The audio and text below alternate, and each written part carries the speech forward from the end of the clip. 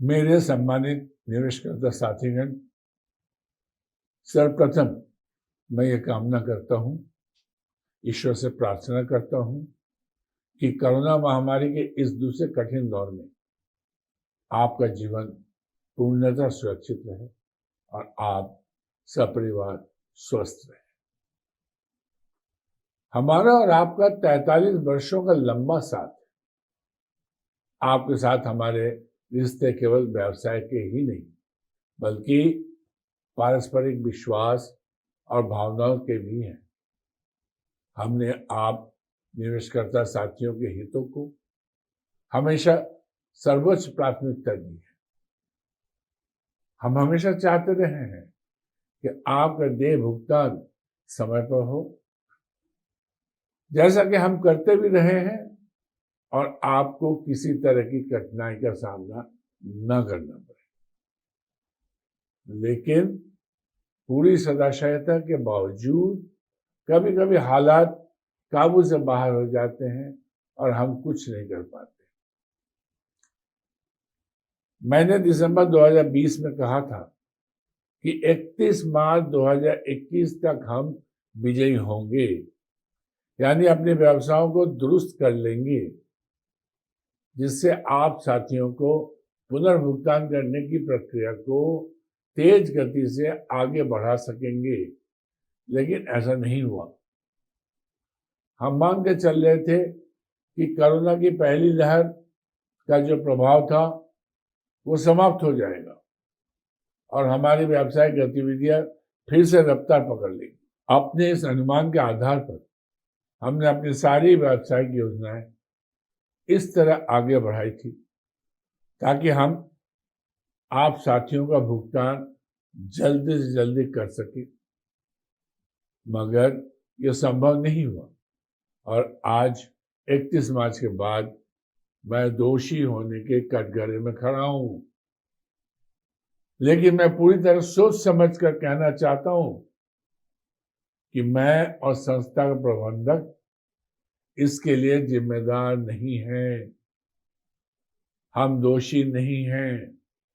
हम दोषी नहीं हैं। हमसे कतई कोई गलती नहीं हुई है। आप इस बात को जरूर समझेंगे और मानेंगे जब आप मेरे सभी बातों को सुन लेंगे। दरअसल हम यह अनुमान नहीं लगा सके। हम नहीं, दुनिया भर में कोई भी अनुमान नहीं लगा सका कि कोरोना महामारी की दूसरी लहर इतनी भयावह होगी और हमारी सारी योजनाओं को बुरी तरह ध्वस्त कर देगी।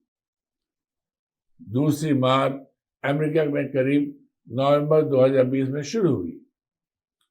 अगर भयानक कोरोना की यह दूसरी मार नहीं पड़ती तो न केवल अपने व्यावसायिक योजनाओं को हम बहुत आगे बढ़ा चुके होते, बल्कि अपने निवेशक साथियों को भुगतान करने की प्रक्रिया को भी पूरा कर रहे होते। यहाँ यह बताना जरूरी है कि हमारे सारे के सारे 8 व्यावसायिक स्रोत विदेश से जुड़े हुए हैं। हर वो देश जिससे हम व्यवसाय कर रहे हैं कोरोना की चपेट में आ गया। उनके साथ जो सहज व्यावसायिक गतिविधियां आगे बढ़ रही थी वो सब बाधित हो गई। मेरा कहने का तात्पर्य यह है कि कोरोना की मार ने हमें बुरी तरह परेशान कर दिया। अमेरिका एवं कई अन्य देशों में कोरोना की दूसरी खतरनाक लहर आने पर दीर्घकालिक लॉकडाउन हो गया। सारी व्यावसायिक गतिविधियां ठप हो गई। तमाम प्रगति रुक गई। कुछ अन्य देश जहां से हमारा काम हो रहा है वहां लॉकडाउन तो हट गया, मगर आज वहां से कोई हिंदुस्तान नहीं आना चाह रहा है क्योंकि हिंदुस्तान में कोरोना का बहुत बुरा हाल है।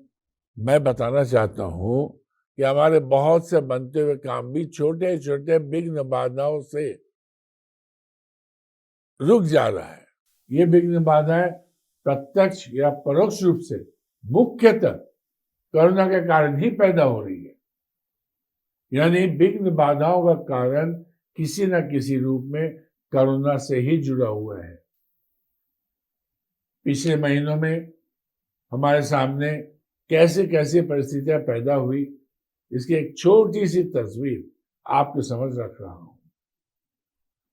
एक मामले में विदेश से रुपया 14,700 करोड़ की राशि सहारा के लिए भारत आ चुकी है, मगर एक बहुत ही छोटे मसले पर मुंबई की एक निचली अदालत में मामला फंस गया है बिना मतलब के। मुंबई में कोरोना से लॉकडाउन के चलते निचली अदालत कभी कभी 4 घंटे के लिए खुल रही है, मगर उच्च न्यायालय के आदेशानुसार केवल जमानत एवं रिमांड के मामलों को ही सुनवाई की जा रही है। अब उच्च न्यायालय में जाने की तैयारी की गई है, मगर मुंबई उच्च न्यायालय 6 मई से 7 जून तक बंद रहेगा। ग्रीष्मावकाश के कारण 1 महीने तक उच्च न्यायालय नहीं पहुंचा जा सकेगा। 7 जून को जब उच्च न्यायालय खुलेगा तो यह मामला सुनवाई के लिए ले लिया जाएगा और शर्तिया 1 महीने में सुलझ जाएगा और उसके बाद 15 दिन के अंदर ये रकम हम तक पहुंच जानी चाहिए, बशर्ते कोरोना का और खेल न खेले।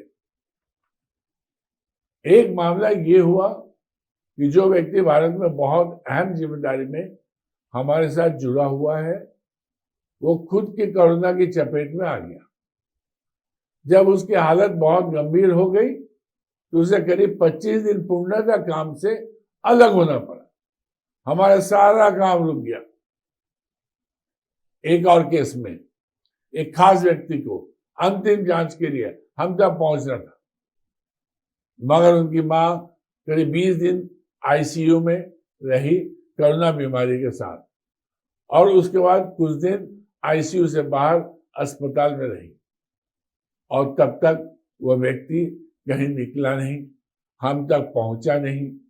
खैर ये स्वाभाविक भी था, मगर हमारा काम बुरी तरह बाधित हुआ। इस बीच ऐसा भी हुआ कि बड़ी मात्रा में टेस्टिंग केमिकल हम तक पहुंचना था, बहुत आवश्यक था, मगर अमेरिका और जर्मनी में लॉकडाउन के चलते करीब 1.5 महीने सामान नहीं पहुंचा और सभी काम रुके रहे। इसी तरह करीब 4 महीने से एक खास व्यावसायिक स्रोत इजराइल सरकार के साथ फंसा हुआ है। कभी वहां से कोई नहीं आ पा रहा था, कभी यहां से कोई नहीं जा पा रहा था। एक बार तो सब इकट्ठे भी हो गए, मगर कुछ जरूरी सामग्रियां फंस गई जो वहां से लॉकडाउन के चलते समय पर नहीं आ पाई और संबंधित व्यक्ति को वापस लौटना पड़ा। इस व्यावसायिक स्रोत से हमें 70,000 करोड़ रुपए पाने हैं। और तो और अभी हाल ही में अमेरिका के साथ जो व्यावसायिक सौदा होना था वो रुक गया। 6 अमेरिकन साथियों को भारत आकर इस व्यावसायिक मसले को अंतिम रूप देना था, मगर ये अमेरिकन साथी अब नहीं आएंगे क्योंकि यहाँ आने के बाद वे लौट नहीं पाएंगे, क्योंकि अमेरिका ने 4 मई से भारत से लोगों को आने पर रोक लगा दी है। ऐसे ही और भी व्यावसायिक स्रोतों पर काम हो रहा है, लेकिन कोरोना के कारण लगातार विघ्न बाधाएं आ रही है। 8 व्यावसायिक स्रोतों पर हम कार्य कर रहे हैं। 8 स्रोतों का संयुक्त टर्नओवर लाखों करोड़ में है। मैं आपको बताना चाहता हूं और आप मेरी बात को जरूर मान लीजिएगा कि ऐसे ही छोटी बड़ी 50 विघ्न बाधाओं ने हमें महीनों से परेशान कर रखा है। सब कुछ समय की बात है। बहुत कुछ होते हुए भी हमारे हाथ में नहीं होता। ग्रह नक्षत्र भी अपना खेल खेलते हैं। इस सब के बावजूद हम अपनी व्यवस्थाओं को पटरी पर लाने के लिए जी जान से जुटे हुए हैं। वर्तमान में सारी बाधा विघ्न एवं सारी परिस्थितियों को देखते हुए तथा व्यावसायिक कार्यों में प्रगति को देखते हुए मैं अपने पुराने अनुभव के आधार पर आश्वस्त होकर, निश्चिंत होकर कह रहा हूं कि स्थितियां सकारात्मक दिशा लेगी और ज्यादा से ज्यादा जुलाई, अगस्त, सितंबर के अंदर ही अधिक से अधिक विलंबित भुगतान ब्याज के साथ हो जाएंगे। परंतु इस निश्चिंतता के साथ कि कोरोना दुनिया में, खासकर अमेरिका, भारतवर्ष और कुछ देशों में फिर से विकराल रूप न धारण करे। आप सभी की शुभकामनाएं एवं उस ऊपर वाले का आशीर्वाद रहा तो जुलाई, अगस्त, सितंबर के अंतर्गत 100% विलंबित भुगतान हो सकता है। आप मेरे उस विश्वास को हमेशा याद करेंगे कि हम विलंबित ब्याज सहित शीघ्र ही भुगतान करेंगे। आपने बहुत तकलीफ उठाई है और अभी भी बहुत तकलीफ में है। मार्च तक तकलीफें दूर हो जानी चाहिए थी, मगर नहीं हुई। मगर दोष किसी का नहीं है। मुख्यतः कोरोना की अप्रत्याशित परिस्थिति ने हमें परेशान कर रखा है। सारे भुगतान ब्याज के साथ हमें करने ही है। हम कटिबद्ध हैं और इस बात में कोई शक शुबा नहीं है।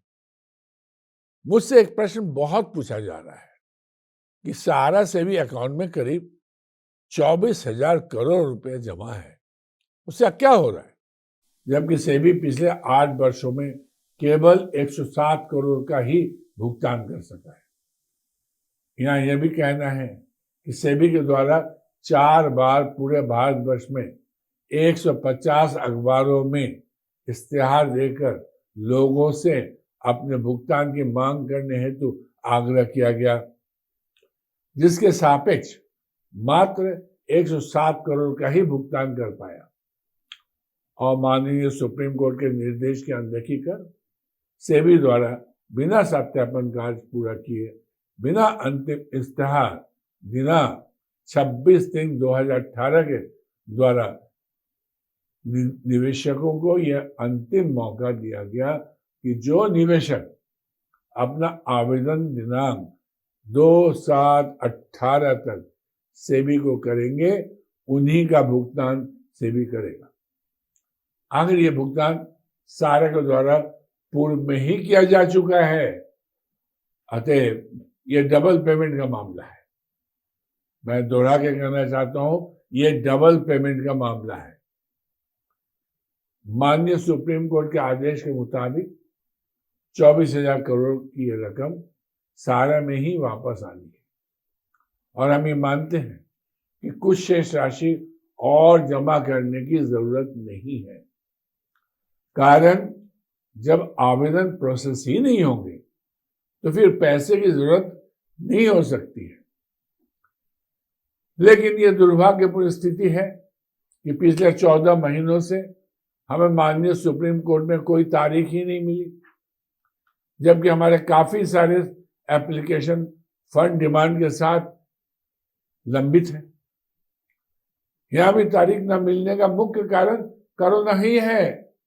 आप सभी को यह भी अवगत कराना है कि संस्था के पास देनदारियों के सापेक्ष 3 गुना संपत्तियां हैं और आमतौर पर यह भी सुनने में आता है कि लोग कहते हैं कि इतनी संपत्तियां हैं तो इन्हें बेचकर रुपया क्यों नहीं उठाया जा रहा है। इसके संबंध में स्पष्ट करना है कि हमारी संपत्तियां बड़े आकार की है, जिसकी वजह से इसका सही और बड़ा खरीदार नहीं मिल रहा है, खासकर कोरोना के वित्तीय परिस्थिति की वजह से। और यदि मिल भी रहा है तो भुगतान को 2-3 साल में करने की शर्तों के साथ हमारी संपत्तियों को 1/4 या 1/3 दाम में खरीदना चाह रहे हैं। व्यवसायिक कुशलता तो यही कहती है कि जो हमारी संपत्तियां है उसे डेवलप करके टुकड़े टुकड़े में बेचा जाए तो उसमें अपनी प्रॉपर्टी का एप्रिशिएटेड वैल्यू मिलता है। और रियल एस्टेट में यानी कि जमीनों में इसलिए पैसा लगाया जाता है कि उस जमीन का डेवलपमेंट कर उसे प्लॉटिंग अथवा कंस्ट्रक्शन कर अलग अलग व्यक्तियों को बेचा जाए, जिससे कि ज्यादा से ज्यादा मुनाफा कमाया जा सके। जैसे एमी वैली में करीब 10,000 एकड़ जमीन है। यदि इसे डेवलप करते हुए घर बनाकर बेचा जाता है तो उसे जमीन के दाम के सापेक्ष सिर्फ मुनाफा ही 4 गुना से अधिक प्राप्त होगा। यहाँ ये भी बताना जरूरी है कि अगर इतने सस्ते में अपनी संपत्तियों को बेच देंगे तो निकट भविष्य में अपनी देनदारियों का भुगतान पूरे तौर पर नहीं हो पाएगा। मैं दोहरा के कहना चाहता हूं कि अगर हम सस्ते में बेच दिए तो हमारी देनदारियों का भुगतान पूरे तौर पर नहीं हो पाएगा। साथ ही बेचने से कोई फायदा भी सम्मानित निवेशकर्ताओं को नहीं होगा, क्योंकि माननीय सुप्रीम कोर्ट के द्वारा लगाए गए एम्बार्गो, जिसके तहत हमें इन संपत्तियों को बेचने से प्राप्त होने वाली संपूर्ण धनराशि को सहारा सेवी अकाउंट में जमा करना होगा और इस प्रकार सम्मानित निवेशकर्ताओं को 1 रुपये तक का भुगतान नहीं हो पाएगा। इसके अलावा आपका मुझसे कोई भी प्रश्न हो तो उसे सहारा के किसी भी फील्ड प्रबंधक को दे दें और वो कार्यकर्ता आगामी मीटिंग के दौरान मुझसे उन प्रश्नों को पूछकर आपका जवाब आप तक पहुंचाएंगे। अपनी बात समाप्त करने से पहले मैं आप सबसे एक अनुरोध अवश्य करना चाह रहा हूं कि इस दौर में कतई लापरवाही ना बरतें। कोरोना की दूसरी लहर पहली लहर की तुलना में बहुत ज्यादा खतरनाक और मारक है। विशेषज्ञ बता रहे हैं कि हवा के जरिए भी संक्रमण फैल रहा है। ऐसी सूरत में सुरक्षा संबंधी हर उपाय अपनाने और पूरी सावधानी बरतने की जरूरी है। मैं अपने अनुभव के आधार पर आप सबको स्पष्ट और सख्त सलाह दे रहा हूं कि थोड़े से भी लक्षण प्रकट होने पर टेस्ट कराने में विलंब न करें। जांच के बाद अगर कोविड पॉजिटिव आता है तो तुरंत डॉक्टर से सलाह कीजिए और स्कैन कराइए। इससे फेफड़ों में असर का पता चल जाएगा। साथ ही खून की जांच जरूर कराइए, जिसमें करीब 7 जांच होते हैं। उन जांच से पता चलेगा कि खून पतला करने की दवा देनी है कि नहीं, और देनी है तो कितनी मात्रा में देनी है। साथ ही ये भी पता चलता है कि स्टेरॉइड देना है कि नहीं, और देना है तो कितना देना है। ऐसे तो बहुत सारे लोग ऑक्सीजन वगैरह की कमी से मर रहे हैं, मगर उससे कहीं ज्यादा लोग समय से स्कैन और खून की जांच नहीं हो पाने के कारण मर रहे हैं। यानी उन्हें समय से खून पतला करने की दवा, ये स्टेरॉइड नहीं मिल पा रहे हैं। इस समय सबको बहुत ज्यादा सावधानी बरतने की जरूरत है और मेरे तरह बताए गए उपायों पर कड़ाई से अमल करने की जरूरत है। अगर आपका डॉक्टर नहीं समझता है या नहीं सुनता है तो उस पर सख्ती से दबाव डालें और जांच अवश्य करवाएं, ताकि उनके हिसाब से उचित इलाज तय हो सके। मैं ऊपर वाले से करबद्ध प्रार्थना करता हूँ कि आप सभी साथीगण कोरोना के मार से बचे रहे और सकुशल बने रहे। हाँ, अब अंत में मैं यही कहना चाहूंगा कि आपका धरोहर सुरक्षित है, पूर्णतया सुरक्षित है, और आप अपना प्यार एवं विश्वास हमारे ऊपर बनाए रखें। हम शीघ्र ही इन स्थितियों से उबर जाएंगे। दिनांक 31 मार्च के बाद आप सभी तक पहुंचने में विलंब हुआ, इसके लिए आप सभी से माफी चाहता हूं। इसका कारण यह था कि मैं स्वयं बुरी तरह से कोरोना से ग्रसित हो गया था। मुझे यह भी समाचार मिला है कि हमारे कार्यकर्ताओं एवं सम्मानित निवेशकर्ताओं के परिजन भी इस महामारी के कारण आकस्मिक मृत्यु को प्राप्त हुए हैं। इसके लिए मैं आत्मिक श्रद्धांजलि अर्पित करता हूं और मृत आत्माओं की शांति के लिए प्रार्थना करता हूं। आप सभी बड़ों को मेरा प्रणाम एवं छोटों को प्यार भरा आशीर्वाद। सहारा प्रणाम।